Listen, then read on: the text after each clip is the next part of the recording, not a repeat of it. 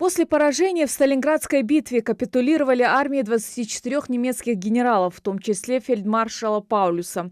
200 дней неимоверных усилий советской армии потребовалось на то, чтобы расстроить планы фашистов. Целью немецкого наступления было захватить большую излучину Дона Волгодонского перешейка из Сталинграда. Осуществление этого плана блокировало бы транспортные сообщения между центральными районами СССР и Кавказом. Создало бы плацдарм для дальнейшего наступления с целью захвата кавказских месторождений нефти. Одновременно с этой битвой шла битва за Малгобекскую нефть. И поэтому сражения, которые происходили на нашей земле, и сражения за Сталинград, они очень сильно взаимосвязаны. От исхода битвы за Малгобек во многом зависел исход битвы за Сталинград. Потому что если бы немцам, у которых главным образом на Кавказе стояла задача захвата нефтепромыслов, нефтедобычи, могли бы захватить эту нефть, то они смогли бы снаряжать свои самолеты и танки. На это направление со Сталинграда снимались только на это направление перекидывались соединения части из-под Сталинграда. И это было по личному указанию Гитлера делалось, ставки вермахта делалось. Поэтому эта параллель, она проходит и в архивах немецких. Поэтому нам тоже важно понимать, что какую связь, историю, в том числе наш Малгобек и в целом Ингушетия того периода и Сталинградская битва значили для в целом победы страны над фашизмом. Ныне Сталинград – это город воинской славы Волгоград. Здесь, на Мамаевом кургане, открыт музей-заповедник, посвященный той битве. На его территории увековечены имена более 17 тысяч защитников Сталинграда, а в 2013 году торжественно открылись 7 памятных плит, где вписаны более 80 имен ингушей, защитников города. Говорят, Великая Отечественная война, она коснулась всех, вот она, наверное, история в это вкладывается. Даурбеков, Горданов, Мурзиев, Галаев, Дудурга. Картоев, да, он. Картоев. Уже в честь него назвали. Да. Когда вы зайдете в зал воинской славы на Мамаевом кургане, почитайте фамилии. Вы увидите, какая это была страна и какие там были фамилии. Да? Это не только Ивановы и Петровы, там все есть. И Мусаевы, и Дудурговы, да всех хватает. Из-за того, что Сталинград был в судьбе, в том числе и ингушей, ребят с Ингушетии, это, видя, какие они такие духовитые, сильные, бесстрашные, разбрасывали и по разведротам, по самым таким острым участкам. И они уходили с достоинством на смерть, понимая, что сколько детей останутся расти без них. Этот список возглавляет весьма необычное имя для ингуша – Епонс Абадиев. 80-го года удостоверение. Вот, я его запомнил именно таким. То есть это, вот это уже человек, который прошедший всю войну, получивший тяжелые ранения. На самом деле очень тяжелый, потому что у него кончика носа у него не было, потому что отсекло ему осколком. Осколочные, от бомб у него осколки в голове были, у сердца был осколок, то есть ожоги по всему телу. Буквально одевался с болью, настолько вот у него тяжелые эти.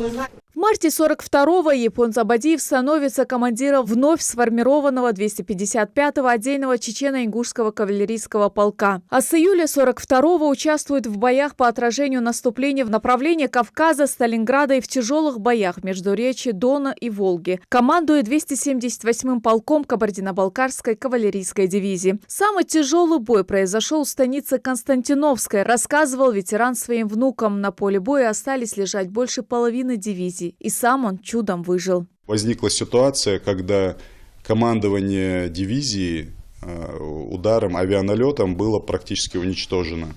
Поступил приказ именно от офицеров, которые остались в командовании, отступать. И сообщение прошло, что командование уничтожено. И вот Епонс, он не поверил такому сообщению, он решил, что это диверсанты немецкие вклинились вот в эту связь проводную и посылают дезинформацию о том, что командование уничтожено. И решил не отступать и начал наступление на немецкий танковый корпус. То есть это кавалеристы, на лошадях, они бросились на именно танки. Японец Абадиев во время и после войны сменил не одно военное подразделение и дивизии. Он умел руководить даже самыми неопытными солдатами. Внуки Абадиева считают, что он сумеет отразить врага даже с армией, в котором солдатами были простые землекопы.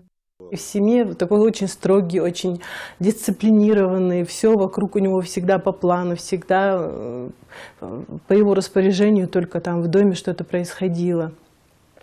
Ну, вот, как бы чем старше я становлюсь, тем больше я вот понимаю, насколько все это ценно.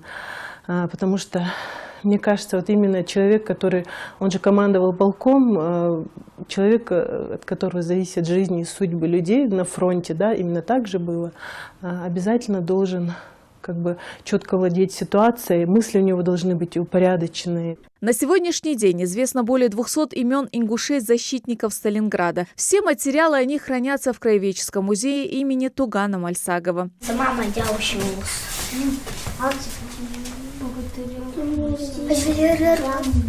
Музей продолжает работу по выявлению неизвестных имен участников войны, в том числе и Сталинградской битвы. Чаще всего это происходит благодаря материалам, предоставляемых родственниками. Мужественно сражалось огромное количество наших земляков.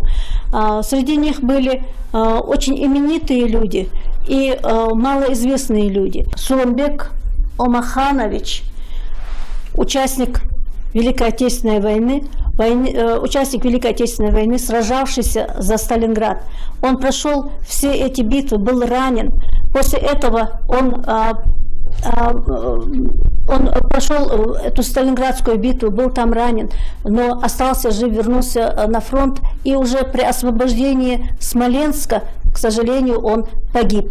Таких людей у нас много. На сегодняшний день память об ингушах-защитниках Сталинграда увековечена не только на Мамаевом кургане. В Дзержинском районе Волгограда 2 улицы названы в честь японца Абадиева и Джабраила Картоева. И Картоева Джабраила, и японца Абадиева могут и должны служить примером для подрастающего поколения. Вот благодаря нашему руководству и особенно проживающему там нашему земляку Герихану Мержоеву это стало возможным, и это очень, можно сказать, знаковое событие. Все, кто живет на этих улицах, все, кто проходит мимо этих обелисков, памятников, мимо этих фамилий, они это все видят и понимают, что ингуши не были врагами народа. И можно сколько угодно что-то пытаться доказывать, рассказывать, а можно вот этими примерами. Почти все трудоспособное население ушло на фронт. Из этих 21 тысячи на фронт ушедших, более 3 тысяч – это добровольцы. То есть если в процентном соотношении брать, то мы находимся в десятке народов страны, которые больше всех дали фронту по соотношению к жителям. Мы должны этим гордиться. Джабраил Картоев ушел на фронт в 1941 году. Разведчиком воевал при освобождении Прибалтики и форсировании озера Сиваш у Перекопского перешейка. После внезапного нападения обезоружили, там в плен взяли 240 человек. Уже дальше с большим азартом, может быть, они продвигались. Были захвачены большое количество документов, секретных документов. Схвачены боевые генералы немецкие. Также отрядом Картоева был отбит продовольственный обоз, который насчитывал более 3000 голов крупнорогатого скота. Победа в Сталинградской битве 2 февраля 1943 года стала переломной в войне. Военным значением победы стало снятие угрозы захвата вермахтом Нижнего Поволжья и Кавказа, а политическим – отрезвление союзников Германии и понимание ими того факта, что выиграть эту войну им не удастся. Светлана Томова, Залина Магушкова. Новости 24.